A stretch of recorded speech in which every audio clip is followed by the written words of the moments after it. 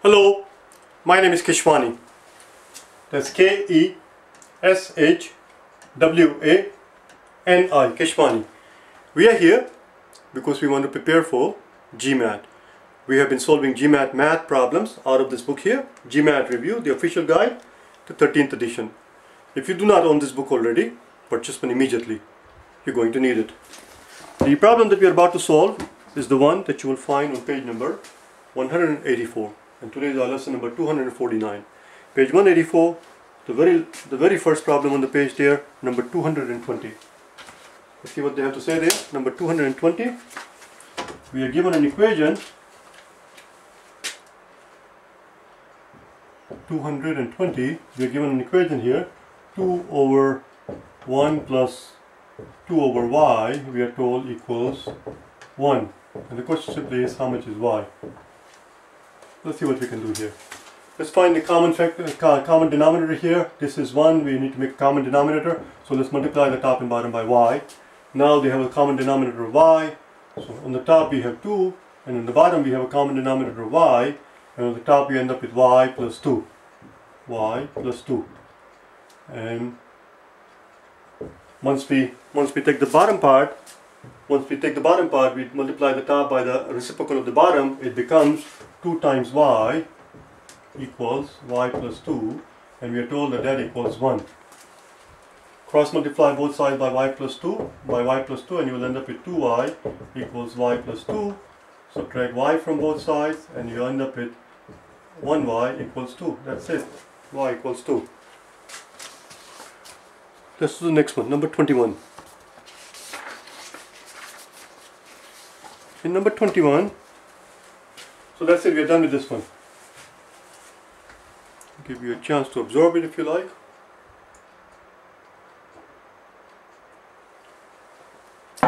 While I absorb my tea.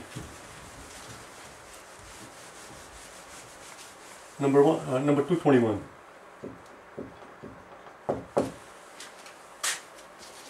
We are told that A, B and C are positive, are consecutive positive integers. A, B and C are consecutive positive integers. We are also told that A is less than B, B is less than C. And the question simply is, which of the following must be true? And they're giving us 3 choices here. First is C minus A equals 2. Second one is A times B plus C is equal to an even number. And the third is A plus B plus C over 3 is an integer. Let's see what we can do here. The first statement here, C minus A, let's plug in some numbers here. 1 is less than 2, which is less than 3, and we find the C minus A. C would be 3 minus 1 is equal to 2, which is exactly what they tell us, which means the first statement works. First statement works. Let's try the second one. Second statement says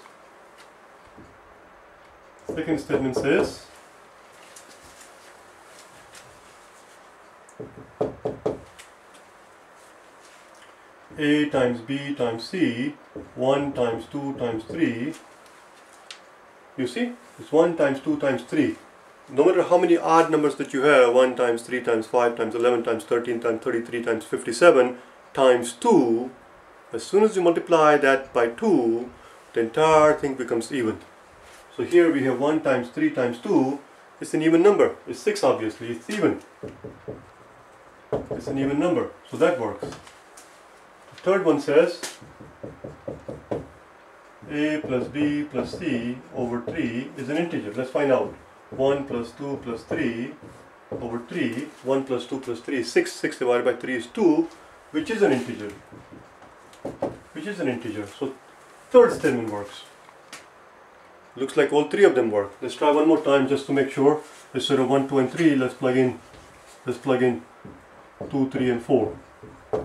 If we plug in 2, 3 and 4, we'll find out that RC is now 4. 4 minus A is 2, which is again 2. It works again. A times B times C would be 2 times 3 times 4, which of course is even because again an even number appears there. So that one works. And finally, we have 2 plus 3 plus 4. 2 plus 3 plus 4 divided by 3. What happens when you have 2 plus 3 plus 4? Because they are evenly spaced, there's a difference of 1 here. As long as the numbers are evenly spaced, the average of the three numbers is going to be the number in the middle. The average of these three numbers, 2 plus 3 plus 4, is going to be the number in the middle. And of course, because these are all integers, this is always going to be integers. 2 plus 3 plus 4, or A plus B plus C divided by 3, the average, which is same as taking the average of A plus B plus C, but A and B and C are consecutive numbers. Therefore, because they are evenly spaced, the average of these three numbers is going to be B, which is an integer. This is always going to be an integer. Let's try one more time if you like. Let's plug in 5, 6 and 7, see what happens. Again, you see, this difference is always going to be 7. This difference is always going to be 2. Why? Because you see, because they are consecutive positive integers, the emphasis is not on positive. Because of the fact that they are consecutive, what's going to happen here is that if this is n, this is going to be 1 more than that, and this is going to be 2 more. This guy is going to be 2 more than the first guy. If this is n, the next one is going to be 1 more than that, which is n plus 1. The one after that is going to be 1 more than this one, which becomes n plus 2. Therefore, the difference between the two, C, which is n plus 2, because it's 2 more than the first guy. Of course, the difference is always going to be 2. The difference is always going to be 2. Similarly, when you have three consecutive numbers, as you can see right here, actually it's on the blackboard. It doesn't matter where the three consecutive numbers begin, whether they begin with an odd number or an even number. If it begins with an odd number, then the one in the middle is going to be even. You see? If it begins with 5, and then 6 is going to be even, and then 7. As long as one of those three numbers happens to be even, the entire product is going to be even. Here also we have an even number, so the entire product is going to be even. This is always going to be even. And similarly, as we already explained, when you add up all three of them and divide by 3, you're essentially taking the average of the three numbers. And because they are evenly spaced, as long as the numbers are evenly spaced, the average is the middle number, which is going to be B, which is an integer. So the answer is 1, 2, and 3. Whatever that happens to be. Whatever letter that happens to be. 1, 2, and 3 is answer choice E. Answer choice E. Let's see what we have. Let's do one more, shall we? Let's do the number 222. Number 222, let's knock it out.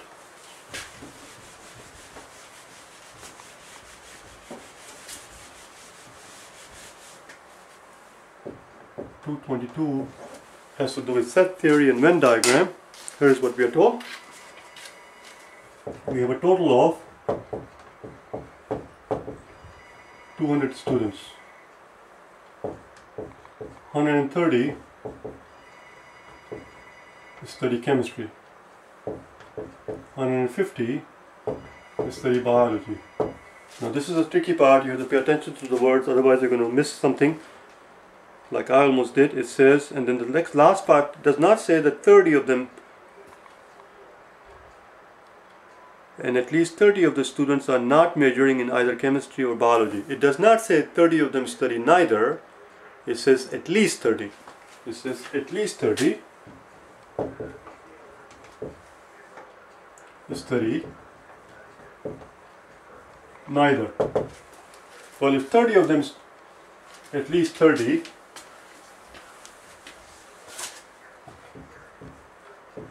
study neither. If 30 of them study neither, and the total is 200, which means this part implies that at most, this part implies that it is at least 30, which means it could be more than 30 who do not study, which means at most 170 study chemistry or biology or both. Let's see where it's taking this, okay? Pay attention here, see what happens. But for the time being, forget about this at least part and at most part, because it's going to be confusing. Just forget about it. Pretend it's just 30. If exactly 30 students studied neither biology or chemistry, that would have implied that 170 studied either one or the other or both. So here's our Venn diagram. Here's our chemistry. Here's our biology. So we're going to start out by assuming that this at least part is not there. Let's just pay attention to 30. 130 is study chemistry. So here's 130. 150 is study biology. Now we know that this plus this has to add up to 170 because 30 of them study neither. But 130 plus 150 adds up to 280. It should have added up to 170. It should have added up to 170. Because why? Because there are 200 altogether and 30 of them study neither. Which means the difference of 110, these people are being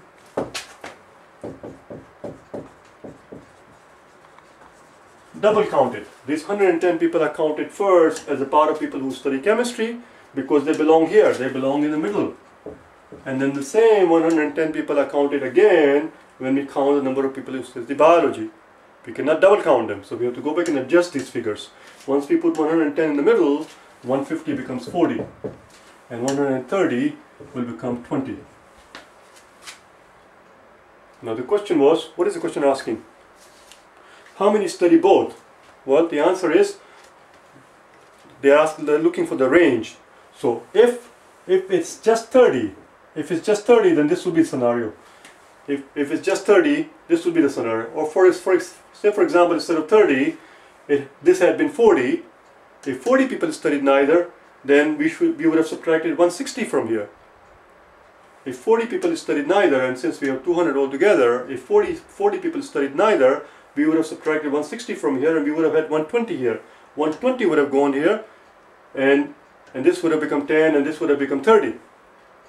Which means the highest that we can have here, obviously we can only take out, at the most we can only take out 20. For example, instead of 30 people, it says at least 30. Let's pretend that it's not at least 30 and let's pretend that it is exactly 50. 50 is study neither. Watch what happens now. 50 is study neither, so we don't need now. If 50 is study neither, then 130 plus 150 adds up to 280. But because of 50 people study neither, and since there are 200 altogether, 200 minus 50 is 150. This is 280. We need to subtract 150 from it. We need to subtract 150 from it, giving us a total of 130. 130 people study both. If 130 people study both, and we started out like this, 130 people study chemistry, 150 people study biology, and now we realize that 130 people are being double counted because they study both. All of those 130 people come over here and this becomes 0. And this will obviously become 20. In other words, all the people who study chemistry also study biology. But there are 20 people who study biology but are not studying chemistry out of 150. So the most that we can have for both, is 130. The least that we can have is 110. So the range here is 110 to 130. We can't have more than 130 because we have no more people left here. That's all. That's the reason why we stop at 130. That's the range. I think that's what they're looking for. They're looking for the range, and the answer would be D. I'm just going to quickly look in the back, just to be sure. 222. 222 is D. The answer is D. Alright. I will see you tomorrow. Okay. Bye now.